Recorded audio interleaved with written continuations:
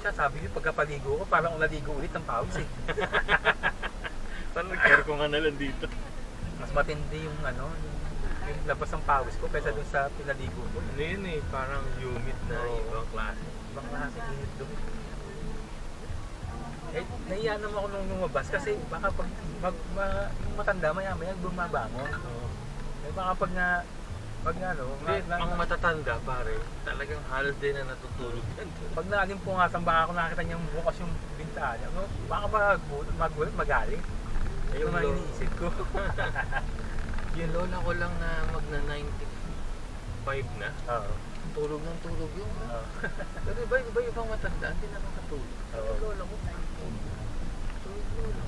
tulog ng tulog, magna 95 na yun, para sa September. Lolo ko na. Ano na rin. Mga 95 na rin. 95 na rin. Baka magka-amiga pa yung mga